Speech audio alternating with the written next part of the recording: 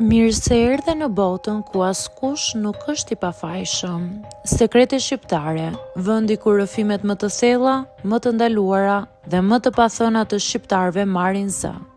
Na bëni subscribe për histori të ndryshme.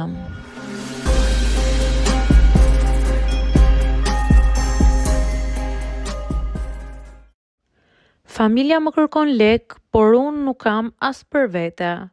Nuk kam dashur kur ta tregoj këtë histori, sepse më duket sikur më shpesh nga çdo ndjenjë krenarie që kam, por ndoshta është koha ta nxjerr nga vetja. Prej ditës që lash fshatin tim dhe erdha në Tiranë, familja më ka parë vetëm si dikë që ka bërë namin. Sikur vetëm fakti që jetoj në një kryeqytet do të thotë se kam para, se jetoj mirë dhe fitoj shumë. Askush nuk e di çfarë heq për ditë. Unë jam e vetmja që punoj në shtëpi. Vëllai më i madh rri kafenerave. Babai nuk guxon të thotë një fjalë. Mami e lodhur nga jeta vetëm lutet që të mos zihemi. Dhe unë jam gjithmonë ajo që duhet të kuptoj situatën, ajo që është e shkolluar dhe ajo që ka mundësi. Por realiteti im është krejt ndryshe. Punoj në një zyrë ku rroga nuk i kalon 500.000 lekë në muaj. Pagesa e qeras dhe ushqimeve më ha më shumë se gjysmën.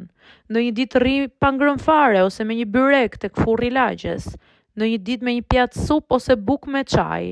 Më ka ndodhur të pres datën e rrogës me ankth, të kontrolloj xhepat për monedha, të shpresoj që mos prishet lavatriçja se po u prish u bllokova. Por për familjen, unë jam vajza që jeton në Tiranë dhe ka para, dhe kërkesat nuk kanë fund. Një natë më bie telefoni dhe është mami. Bi, na duhet me ble ilaçet e babit, a mundesh me dërgu diçka?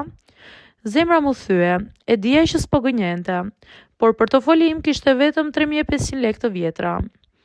Parat për biletën e autobusit, bukën e javës dhe asgjë tjetër. Mami, do mundohem nesër t'i gjej, sot nuk kam. Po vëllait i duhen ca lekë për një punë të rëndësishme, i thash se do flisja me ty. Unë pusha me mlef të heshtur. Një punë e rëndësishme për vllajin zakonisht do të thotë cigare, kafe dhe baste. Në atë moment doja të bërtisja. Po unë, po mua kush më ndihmon? Por heshta, se në këtë familje unë jam e forta dhe unë duhet ja dal.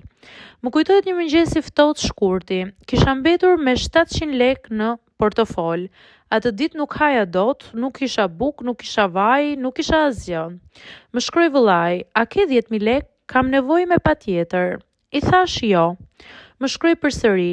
E po çfarë ju të bën në Tiranë? Pse pas ke shku atje të gjithë ndihmojnë familjet e tyre? Aty mu e rësuan syt. Isha ulur në dhomën time 12 metra katror me xhama që fusin erë, me frigorifer bosh dhe dikush që nuk lëviz as gishtin për veten e vet me jep mua moral. Qava, por parat nuk e rregullova dot. Atë ditë mora një vendim. E dashuroj familjen time, por nuk mund të jem thas me para për askënd. Sidomos kur unë vet jetoj me frikën e faturave. I telefonova mamit. Mami, po ju ndihmoj sa mundem, por nuk mundem të mbaj të gjithë me diçka. Kam dhe unë jetën time, kam shpenzime, kam nevoja. Nuk jam bank.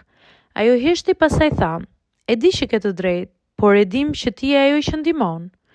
Nuk ishte zgjidhja që doja, por ishte një fillim. Që nga ajo ditë ndihmoj vetëm kur mundem, jo kur më kërkojnë. Kam vendosur kufi dhe për herë të parë po mësoj të them jo. Sot jam e qetë, vëllai ende është i mërzitur kur nuk jap lek. Familja akoma mendon se un kam mundësi, por tani e kuptojnë që nuk jam e pafundme. Po mësoj të mos fajsoj veten, po mësoj të kujdesem për veten si fillim sepse askush tjetër nuk po e bën. Dhe nëse ka një të vërtetë që kam mësuar në këtë jetë është kjo.